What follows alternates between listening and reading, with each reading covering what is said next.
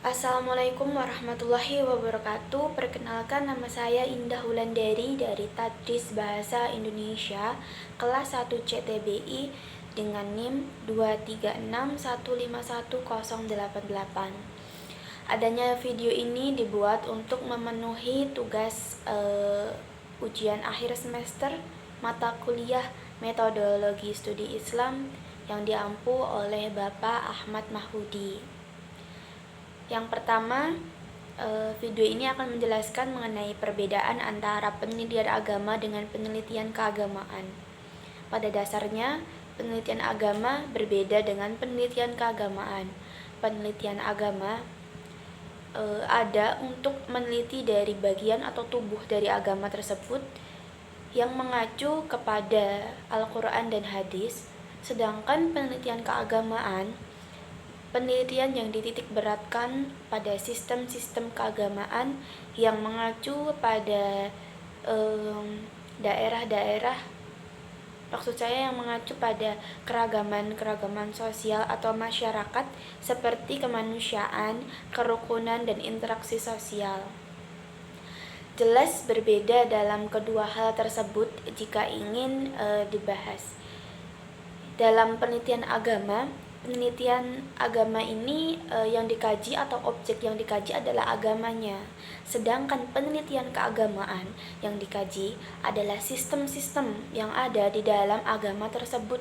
Jadi untuk penelitian keagamaan bukanlah agamanya yang dikaji, melainkan sistem-sistem ataupun nilai-nilai kemanusiaan, kerukunan di dalam manusianya atau masyarakatnya yang akan dikaji dalam penelitian keagamaan.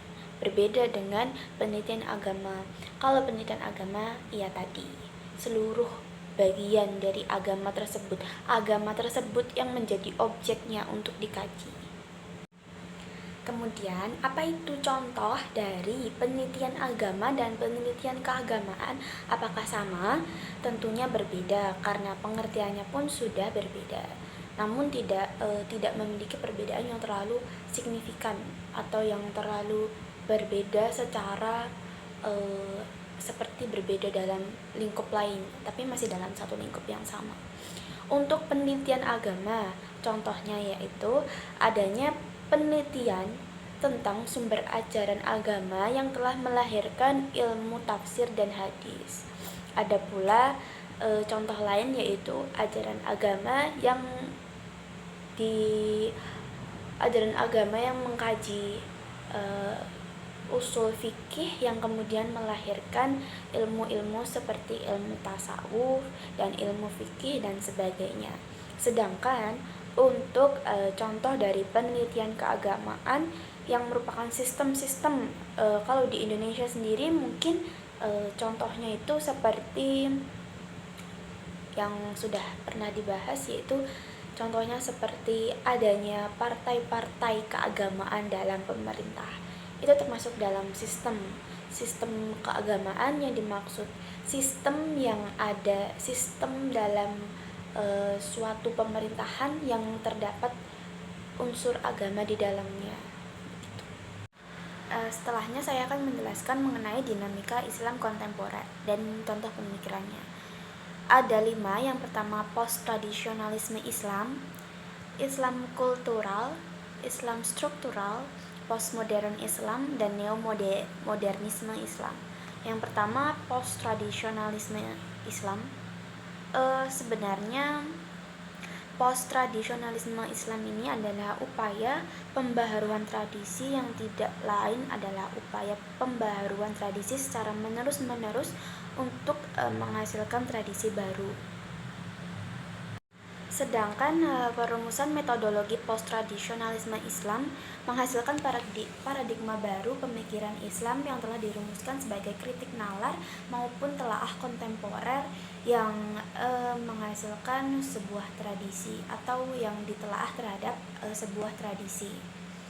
Muhammad Abid Al-Jabiri, Muhammad Al-Quron, dan Nasir Hamid Abu Zaid merupakan sederet nama yang berusaha melakukan rekonstruksi metodologis bagi post-tradisionalisme Islam.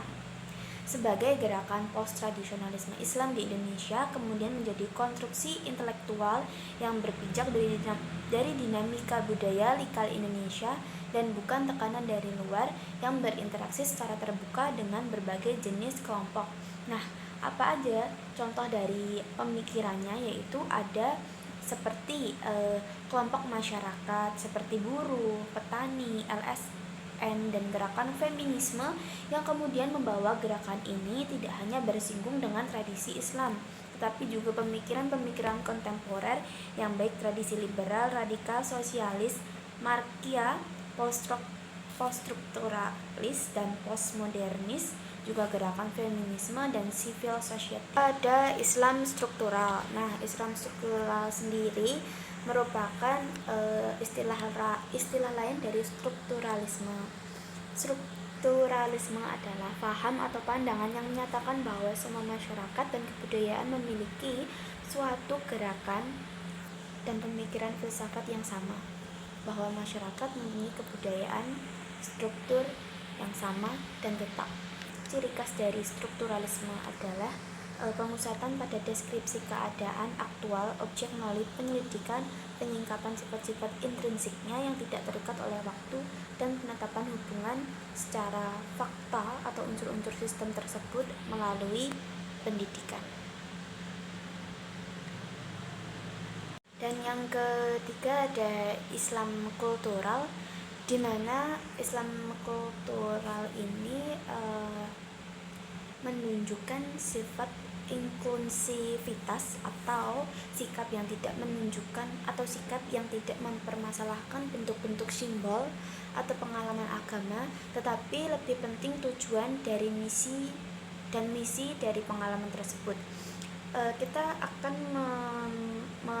memberikan contoh seperti seseorang yang zikir. Contoh pemikirannya adalah seperti seseorang yang zikir menggunakan tasbih. Nah, dengan hal tersebut Islam kultural tampil sebagai Islam yang lebih bisa beradaptasi dengan lingkungan sosialnya, di mana Islam tersebut dipraktekkan. Selanjutnya yang keempat ada postmodern Islam. Nah, postmodern Islam itu mengembalikan atau upaya mengembalikan ajaran-ajaran Islam yang dahulu dalam era modern ini untuk kembali pada ajaran yang sebenarnya. Dan contoh pemikirannya yaitu menentang segala hal yang berbau kemutlakan, baku, dan menghindari suatu sistematika uraian atau pemecahan persoalan yang sederhana, skematis, dan serta memanfaatkan nilai-nilai yang berasal dari berbagai aneka ragam sumber. Dan yang terakhir ada neomodernisme, merupakan suatu sistem penjelasan tentang kondisi umat Islam yang berbeda dengan modernisasi, tradisionalisme, dan fundamentalisme. Dan contoh pemikirannya adalah seseorang yang bisa menafsirkan Islam dalam tema-tema rasional dan ilmiah untuk memenuhi kebutuhan suatu masyarakat modern yang progresif. Sekian penjelasan dari saya mengenai materi ujian akhir semester. Semoga nilainya bisa baik dan semoga video ini bisa bermanfaat bagi siapapun yang melihatnya, bisa dipahami dan mudah untuk dimengerti. Apabila ada kesalahan dalam penyampaian atau ketidaktepatan atau mungkin kekeliruan, itu semua berasal dari kekurangan saya atas ketidaktahuan saya yang mendalam mengenai materi yang ingin saya sampaikan ini. Tapi saya sudah berusaha semaksimal mungkin dan semoga hasilnya memang memuaskan. Sekian penjelasan saya yang ada di video ini. Saya ucapkan wassalamualaikum warahmatullahi wabarakatuh.